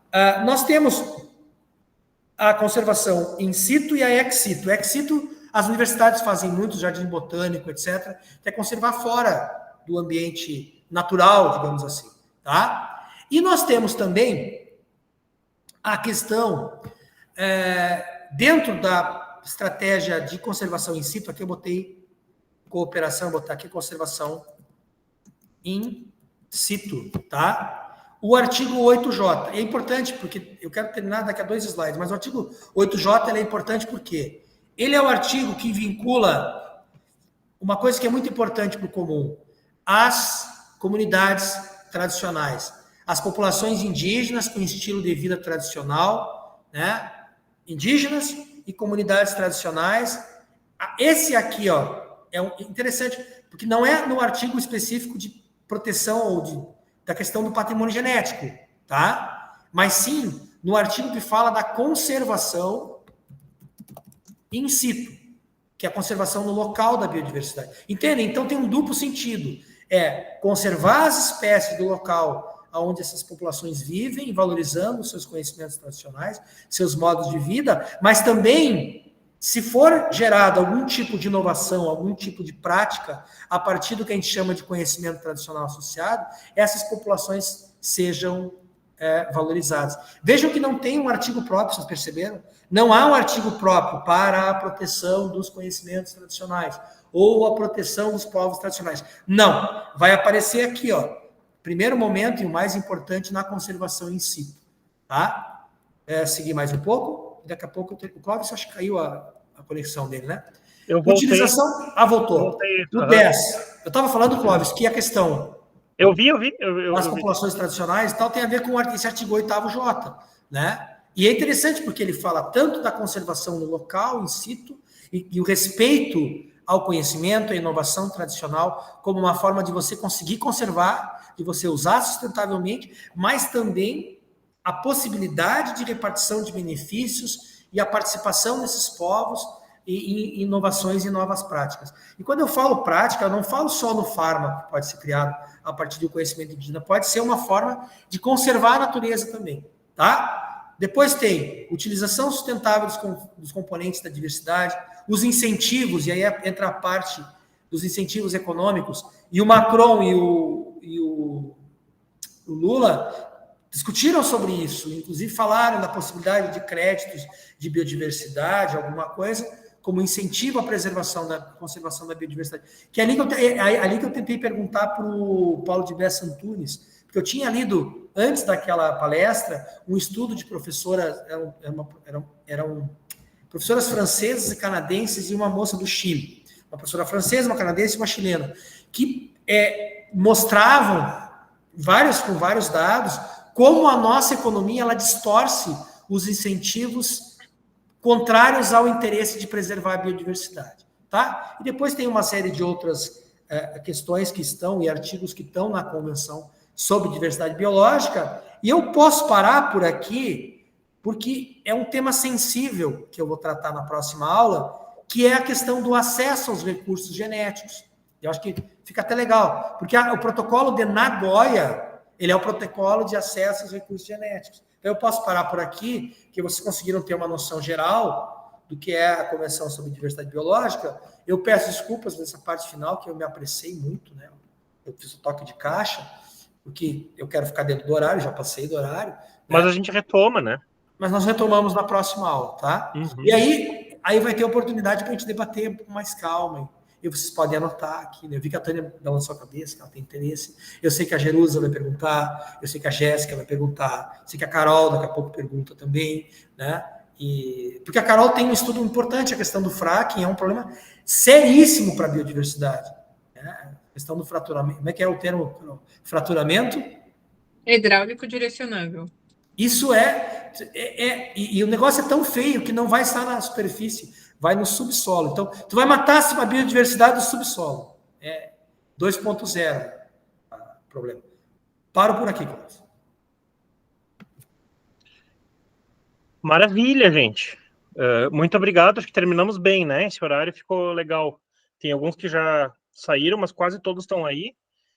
Depois eu vou editar e mandar para vocês. Enquanto eu assistia a fala do Ayrton, eu já editei o vídeo da semana passada e já vou passar para vocês em seguida. Daí, na sequência, eu edito esse também, vamos deixar no vídeo direitinho, para quem não pôde assistir, tá? Então, semana que vem a gente continua com a CDB, é isso, Ayrton? Isso, eu vou continuar com a CDB. Isso. E eu vou comentar algumas coisas da sinergia dela com outros tratados internacionais.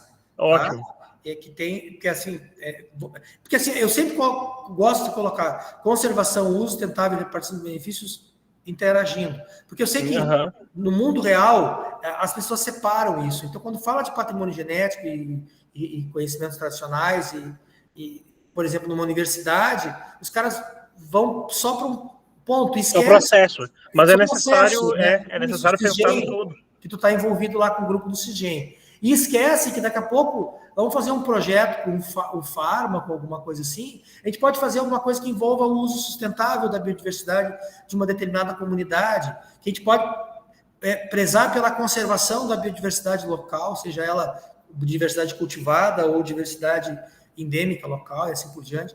Então, eu gosto de fazer essas conexões, tá? E daí eu começo falando daquela questão ali do acesso da CDB, e aí eu avanço um pouco na discussão sobre a implementação nacional, é uma coisa que eu acho... Aliás, sobre a relação da CDB com os seus tratados mesmo, com os protocolos, né? E também com outros tratados, a CDB ela dialoga com o Tratado da FAO sobre alimento e agricultura, ela dialoga com tratados de proteção de espécies, como a CITES e outras, né? E esse diálogo é difícil de entender e também de colocar em prática.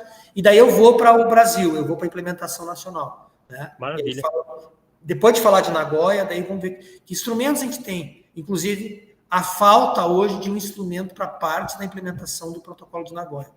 Tá? E eu vou deixar para vocês, eu estou procurando textos aqui, depois eu vou mandar para vocês textos que possam... Eu ia pedir, é justamente o que eu ia falar agora.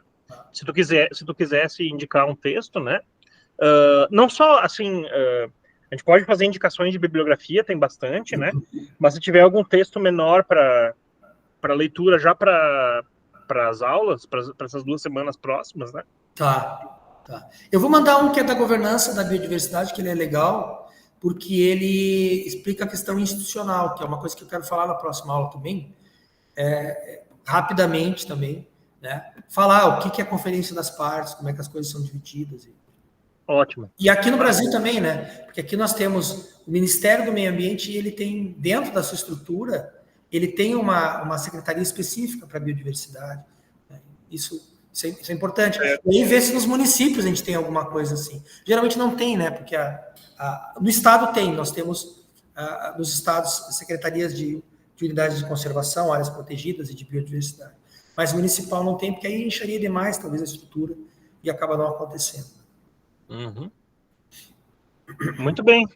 Professor Ayrton, muito obrigado pela aula, pela parceria, né? A gente continua com o grupo, estamos revivendo aqui as origens do DAC, né?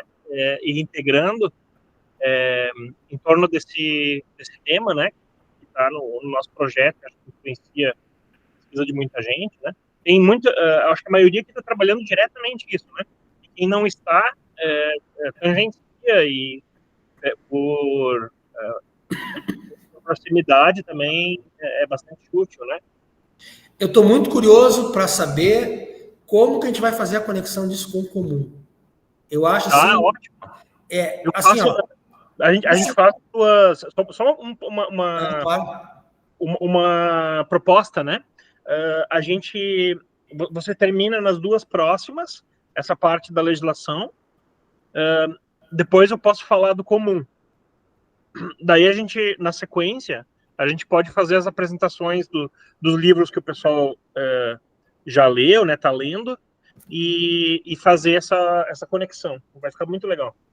E vou dizer para vocês, alunos, essa conexão que a gente vai fazer com o comum a partir desse primeiro percurso aqui da convenção, das leis, da evolução disso aqui, das instituições, tudo.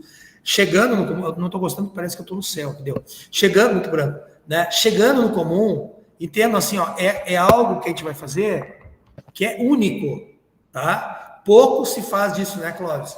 Até recentemente a gente comprou um livro que vincula a questão dos commons e a protocolo de Nagoya especificamente, né? Mas assim, da biodiversidade e patrimônio genético e o comum, da forma com que a gente formatou, mais o Clóvis formatou e me convidou depois, isso é inédito. Eu digo para vocês, agora que eu não estou mais na UX, eu posso falar, porque parece que eu estou fazendo propaganda da minha instituição. A gente está trabalhando com um negócio que é de nível internacional. A Carol não vai me deixar mentir, porque ela foi para Portugal estudar. Tô certo, Carol? É de nível internacional. Né? Se vier gente de fora e ouvir o que a gente está falando aqui, o que a gente vai desenvolver, vinculando a questão da biodiversidade, a questão do comum, e da forma que a gente vai fazer, porque o Clóvis, eu falei, ele está gravando, né? Agora depois que vai editar, mas é o maior especialista no plano jurídico no Brasil do comum. Ou é o maior que eu conheço, é o mais importante. Tá? Ele só é um cara assim discreto, ele faz o trabalho dele, como tem que ser todo cientista, né? E não faz muita propaganda, não tem TikTok do comum, né? Que eu, o avesso do comum, né? Acho que a Tânia quer falar. A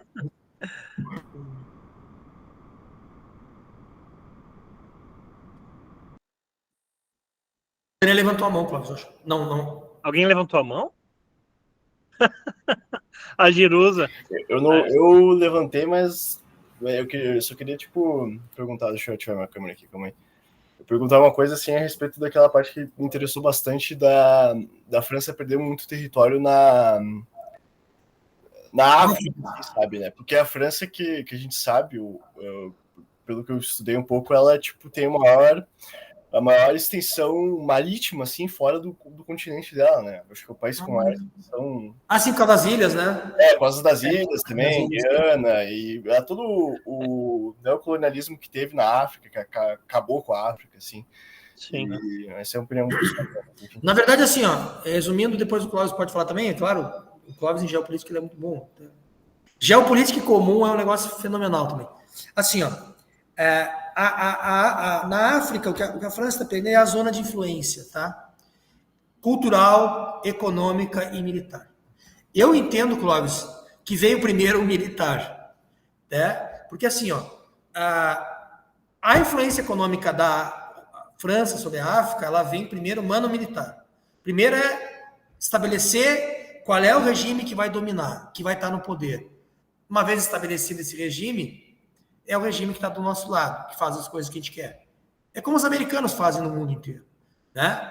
E o econômico é antecedido do militar, digamos assim, né? Ou ele é mantido pelo militar. O que está acontecendo na África é que a Rússia tem tido muita influência e nós temos derrubada de regimes por questões internas, mas com o auxílio do grupo Wagner e outras coisas, o mundo está muito diferente, ele está muito confuso. O mundo está em ebulição, né?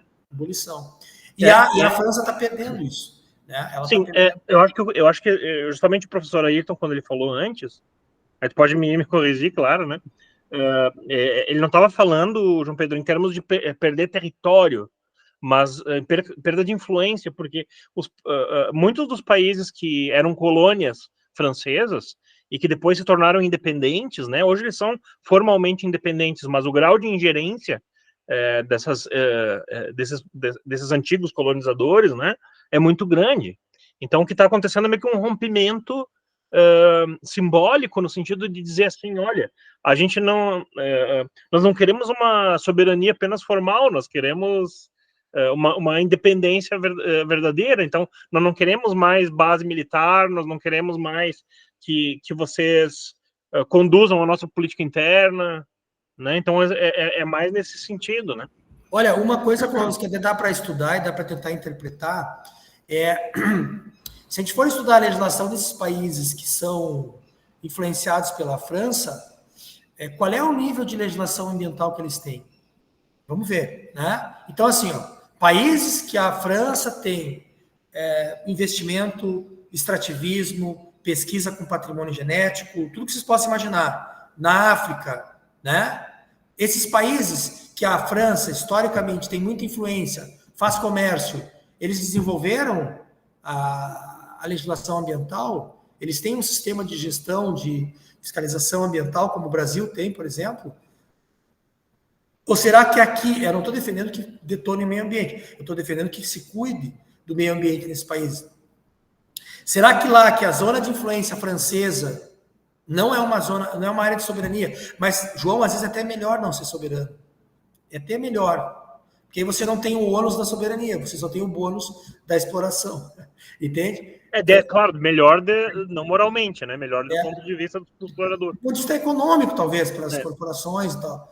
E aí você entra nessa lógica. Será que esses países têm uma legislação? Dá para até fazer uma pesquisa, assim, curioso, de meio ambiente rigorosa, no nível das exigências da União Europeia? Ou será que não? Porque há um jogo geopolítico muito forte de utilização da legislação ambiental. Eu defendo que o Brasil tenha a melhor legislação ambiental e a mais rigorosa possível e que a gente se adapte.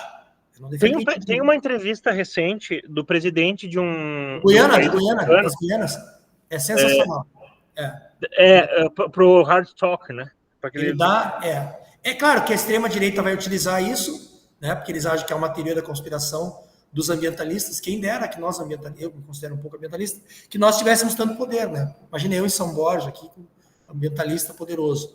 Estou decidindo tudo aqui, mandando no agronegócio e etc. Fala, Tânia.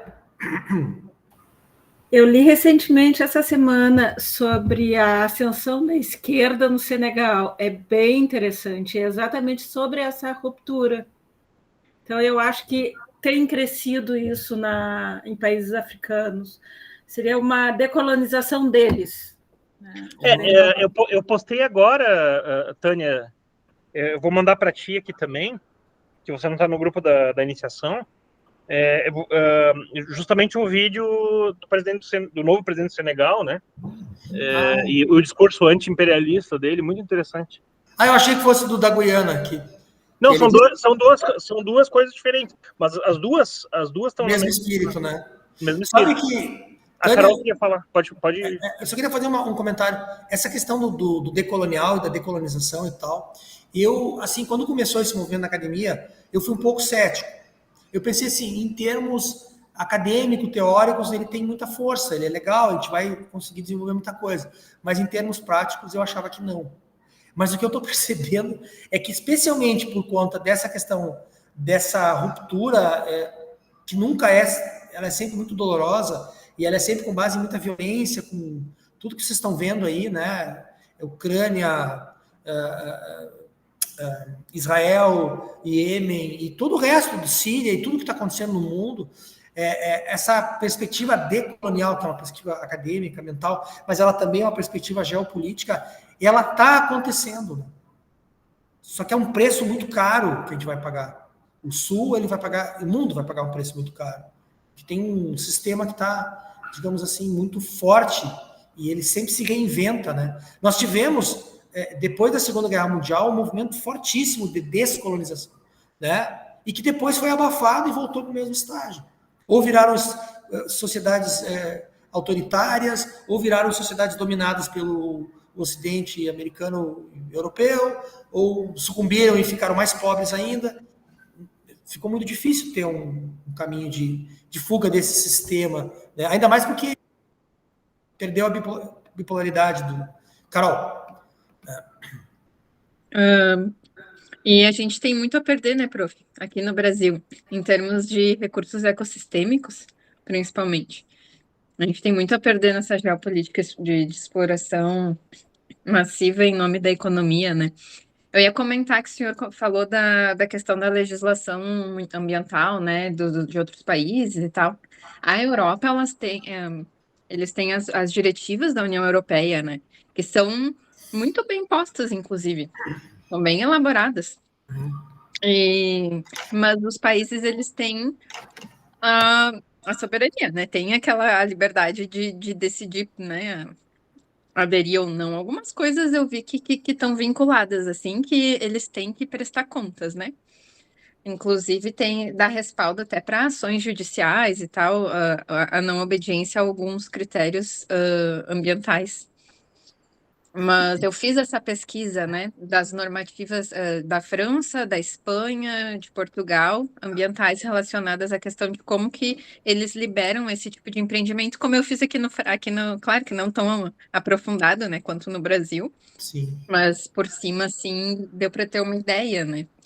E a lógica, a gente já sabe, né? A lógica é econômica. A França, por exemplo, essa lógica de colonizador, né?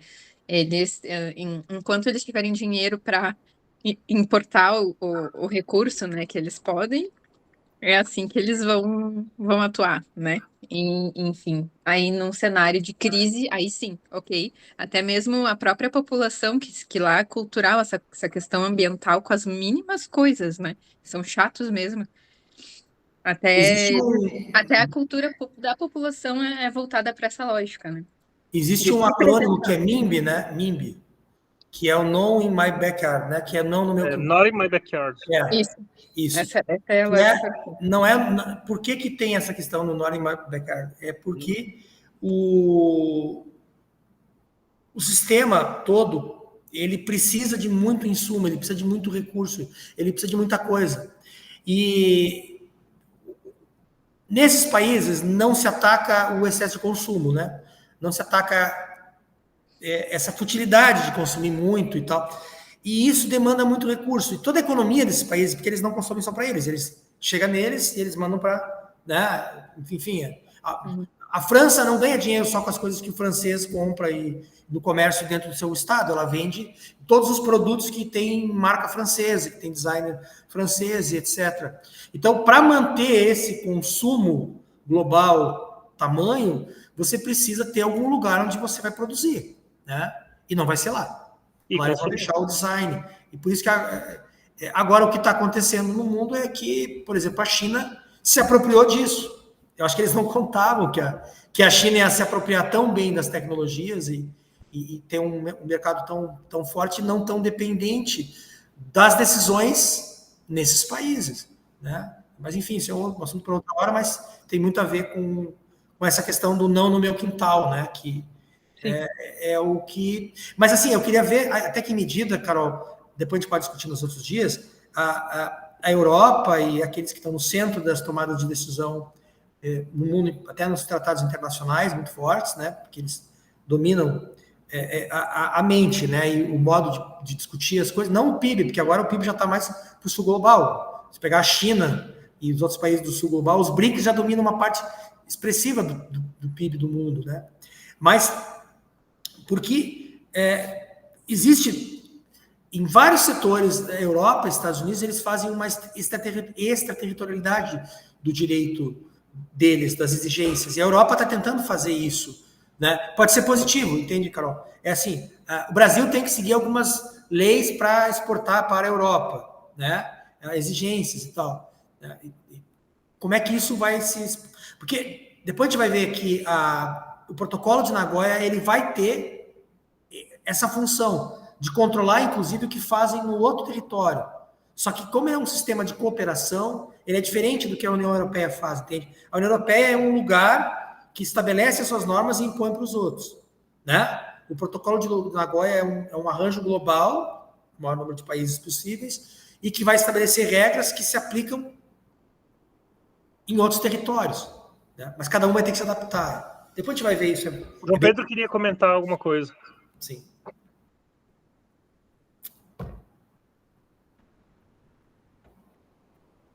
Não? João, tinha levantado a mão?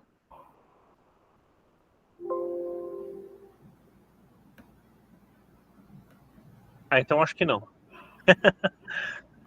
Vamos encerrar então, pessoal. Obrigado novamente. Muito boa discussão, né? Muito legal. Seguimos na próxima terça? Todos firmes? Perfeito, perfeito. Ótimo. Abraço. Seguimos no artigo 15. Boa noite, abraço.